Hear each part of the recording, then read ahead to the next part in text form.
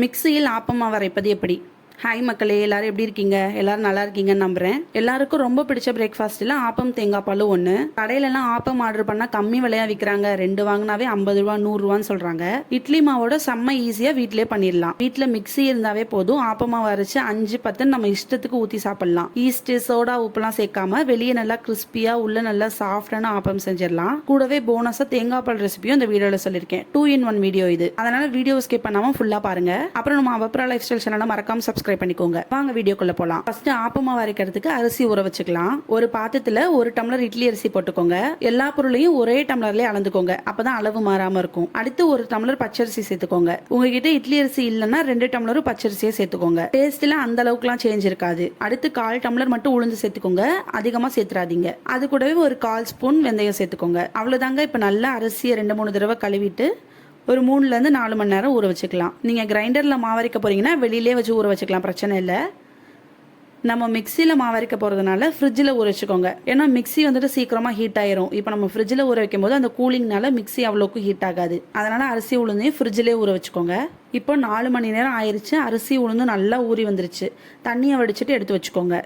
தண்ணியை சுத்தமாக வடிச்சு எடுத்தாச்சு. இப்போ ஆப்பமாவை அரைச்சிக்கலாம். ஒரு மிக்சர் ஜார் எடுத்துக்கோங்க. அதில் மதியம் வடித்த சாதம் ஒரு கைப்பிடி சேர்த்துக்கோங்க. இந்த சாதம் தான் ஆப்பத்துக்கு நல்ல ஒரு சாஃப்ட்னஸ் கொடுக்கும். இப்போ இதில் தண்ணி சேர்த்து நல்லா நைஸாக அரைச்சிக்கோங்க. திப்பி திப்பியாலாம் இருக்கக்கூடாது. இப்போ நான் வீடியோவில் காட்டுற மாதிரி நல்லா நைஸாக அரைச்சிக்கோங்க. அடுத்து நம்ம ஊற வச்ச அரிசி உளுந்தை கொஞ்சம் கொஞ்சமாக சேர்த்து அரைச்சிக்கலாம்.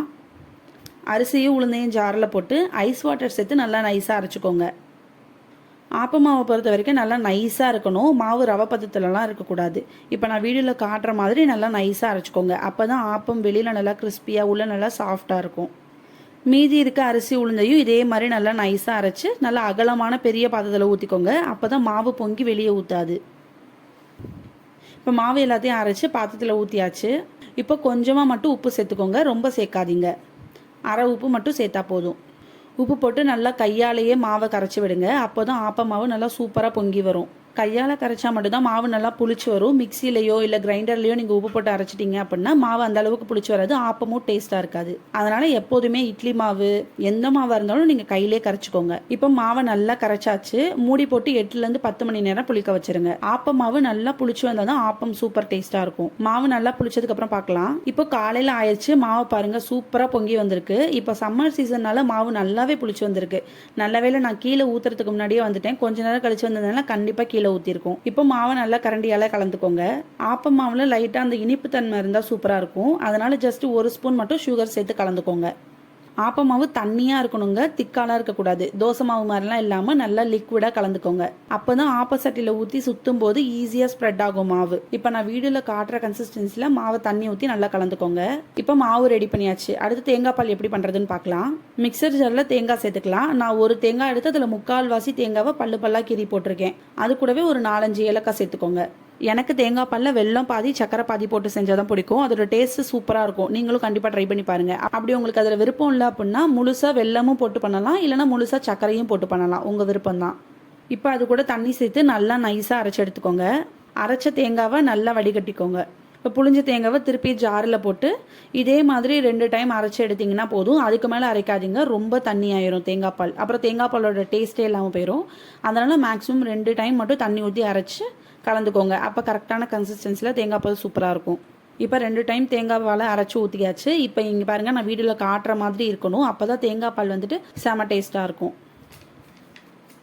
இப்போ தேங்காய் பால் ரெடி பண்ணியாச்சு. அடுத்து ஆப்பம் சுட்டுக்கலாம். அடுப்பை ஆன் பண்ணி ஆப்பசட்டி வச்சுக்கோங்க. ஆப்பசட்டி நல்லா சூடானதுக்கப்புறம் தான் மாவை ஊற்றணும். அதுக்கு முன்னாடி ஊற்றக்கூடாது. சட்டி நல்லா சூடாயிடுச்சு. இப்போ ஆப்ப மாவு ஊற்றிக்கலாம். ஆப்போசிட்டில் மாவு ஊற்றி இந்த மாதிரி பொறுமையாக ரவுண்ட் ஷேப்புக்கு சுற்றிக்கோங்க. இந்த மாதிரி ரவுண்டாக சுற்றிட்டு மீடியம்லேருந்து ஹை ஃப்ளேமுக்கு வச்சு ஒரு 2 நிமிஷத்துக்கு வேக வச்சு எடுத்திங்கன்னா ஆப்பம் நல்லா சூப்பராக வெந்துடும். மூடி போட்டு வேக வச்சுக்கோங்க. 2 நிமிஷத்துக்கு அப்புறம் ஓப்பன் பண்ணி பார்த்தீங்கன்னா வெளியே நல்லா கோல்டன் ப்ரௌன் கலரில் முருகலாக உள்ளே நல்லா பஞ்சு மாதிரி சாஃப்டான ஆப்பம் ரெடிங்க. இந்த சூப்பர் காம்பினேஷன் ஆப்பம் தேங்காய் பாலை வீட்டில் செஞ்சு அசத்துங்க. இந்த வீடியோவில் நான் சொன்ன அளவுகளை அப்படியே ஃபாலோ பண்ணி ஆப்பம் தேங்காய் பால் பண்ணி பார்த்துட்டு எப்படி வந்துச்சுன்னு கண்டிப்பாக கமெண்ட்ஸில் சொல்லுங்கள். அப்புறம் நம்ம அவப்ரா லைஃப் ஸ்டைல் சேனலை மறக்காமல் சப்ஸ்கிரைப் பண்ணிக்கோங்க. அடுத்த வீடியோவில் பார்க்கலாம். டாட்டா.